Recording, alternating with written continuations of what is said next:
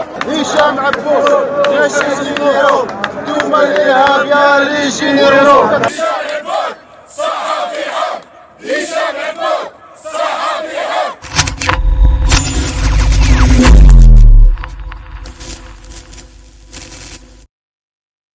Avec le Maroc, ça va pas du tout.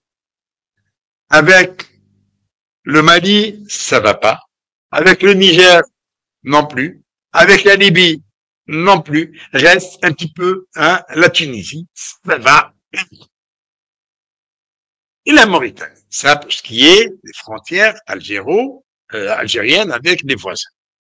Avec la Mauritanie, eh bien, ça va barder dans peu de temps. Pourquoi? Parce que le jour même où le nouvel ambassadeur d'Algérie présentait ses lettres d'accréditation au président mauritanien, plus de 60 ressortissants mauritaniens étaient détenus par les autorités algériennes depuis plus d'un mois et demi, sans que leur famille n'ait été informée de leur situation. Qui sont-ils, ces détenus mauritaniens? Ce sont des orpailleurs qui ont été arrêtés dans une zone frontalière entre l'Algérie et la Mauritanie. Les orpailleurs, ce sont des chercheurs d'or. Ce sont des chercheurs d'or. Ils ont été arrêtés à la frontière, peut-être sur le territoire algérien, peut-être. Et ça, c'était avant le mois du Ramadan. Une semaine à peu près avant le mois de Ramadan. Ils ont été arrêtés par la gendarmerie algérienne, conduits vers une destination secrète. Ils sont toujours détenus au secret. On ne sait pas si c'est à Tindouf ou à Béchar. En tous les cas, c'est dans le sud-ouest algérien. Cette arrestation survenue dès les premiers jours du mois de mars n'a fait l'objet d'aucune communication officielle de la part des autorités algériennes, ce qui équivaut à un enlèvement de voyous, tout simplement. C'est une manière d'agir de voyous. Le contexte sécuritaire dans lequel a eu lieu cet enlèvement, parce que son état, s'est déroulé, donc le contexte sécuritaire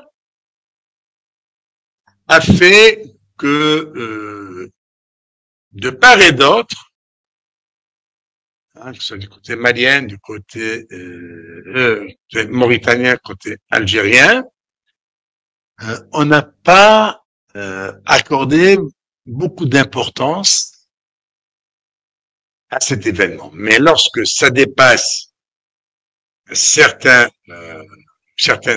périodes, là, ça devient grave. Parce que d'abord, les autorités mauritaniennes n'étaient pas sûres de la disparition de ces 60 ressortissants, sachant que leur paillage transfrontalier constitue une préoccupation croissante pour les autorités algériennes depuis 2023, et donc pour les Mauritaniens, les autorités mauritaniennes, ces ressortissants sont en Algérie, donc ils sont toujours à la recherche d'or, ils sont toujours. Mais une fois que leurs familles ont tiré la sonnette d'alarme, on commence à bouger. On commence à bouger en Mauritanie. Les autorités mauritaniennes commencent à s'inquiéter. Ah, ça fait un peu plus d'un mois et demi. Il n'y a aucune nouvelle. Et pour leur famille, ce sont des disparus. Là, la Mauritanie qui a voulu faire œuvre de médiateur entre l'Algérie et la Mauritanie et le Mali se trouve prise au piège des agissements de voyous. Voilà. Il voulait rendre service au régime algérien en intercédant auprès du Mali pour ne pas envenimer les choses, pour calmer la situation, et surtout que le Mali s'est empressé de déposer plainte auprès du Conseil de sécurité. Ça va être étudié demain, 14 février. Eh bien, le Mali, la Mauritanie se rend compte que finalement, eux aussi sont victimes de la truanderie du régime algérien. Un régime de truanderie.